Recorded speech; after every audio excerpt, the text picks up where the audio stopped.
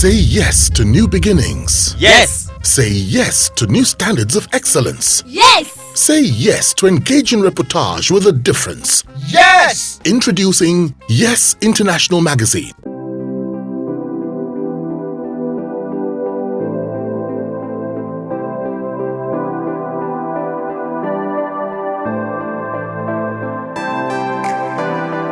Now, I would like to find out from you, what has been the lowest amount that you ever collected as an actor? 100 naira. Okay. What has been the highest? The highest has been, let me see. Highest has been like the highest has been like, well, at the time, the highest has been like 2 million or 2.5, yeah. Okay. Now, of all the movies you have done, which has been the most memorable, where you had the greatest fun on set? Or maybe something remarkable happened?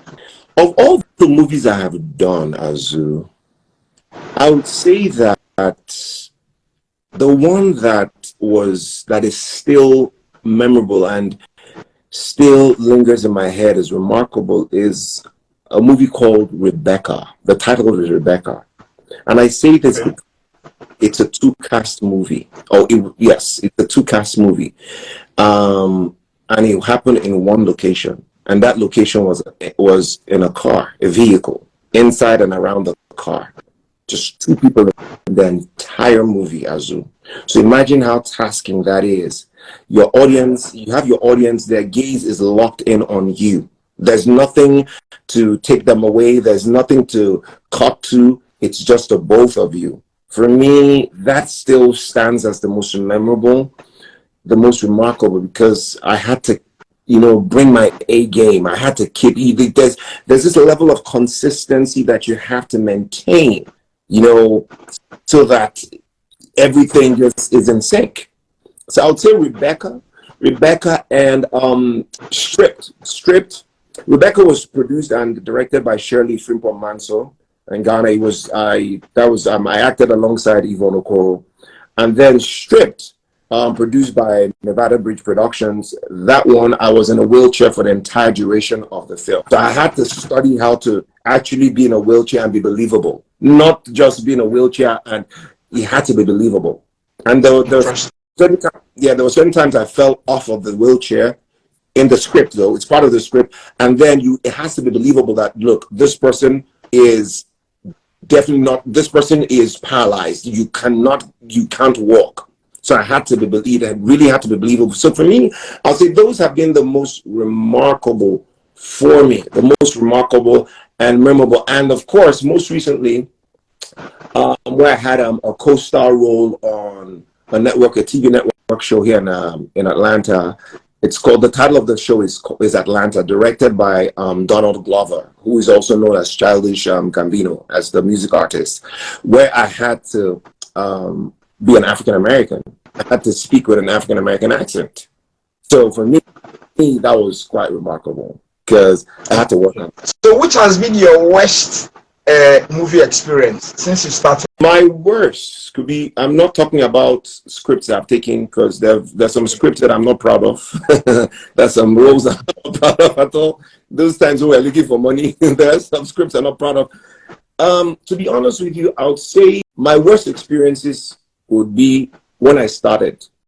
From Tales by Moonlight and the movie Crossroads, because I was not paid for those jobs. Okay. There was an agreement to be paid, but I was naive, and a lot of people just, they took advantage of me, and there was, and they, with their hands and legs, with their full chest, they ate my money. You understand? So those are my worst experiences, because the reason why I say they were my worst is because I put in all my all in it, because of the passion I have for this. Okay, and then of course when we have an agreement that I have to be paid for this, and I don't get paid for it, so that really hurt me. It hurt me that so much so that I that's why I took a break from the industry for a while when I started. Yeah.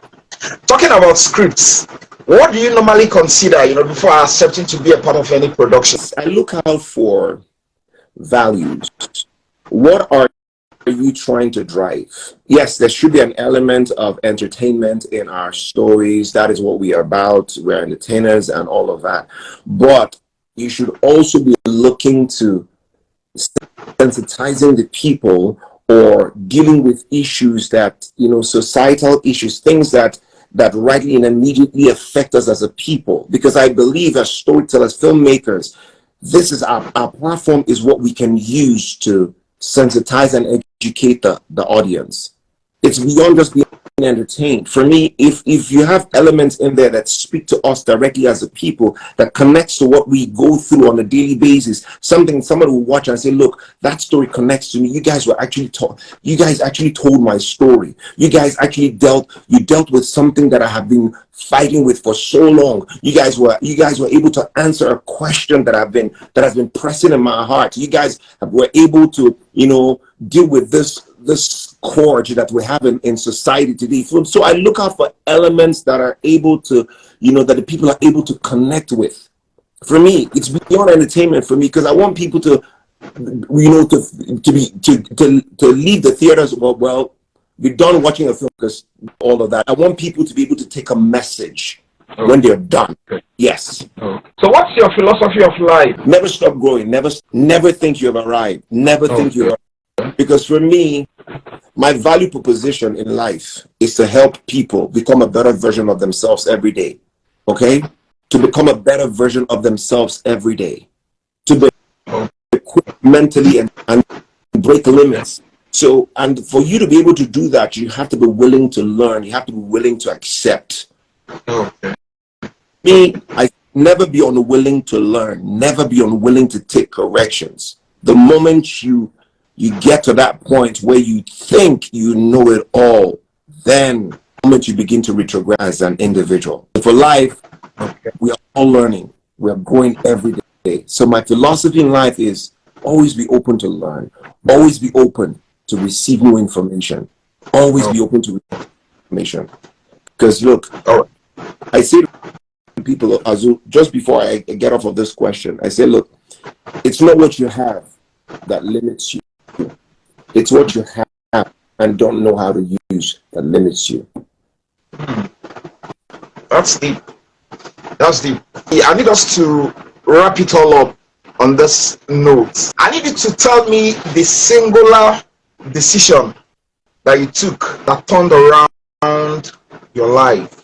One decision that you took and things changed in your life. I will not talk about giving my life to Christ, because that is the very first, that's the day that my entire life changed. But you are, of course, the question you're asking now is something that is related, that should be easily relatable. Yes, everyone here should also understand. Yes, I'm sure there are a lot of believers here, of course. So I would not go down that route. But I know that the day that I said yes to Jesus was the day my life turned around.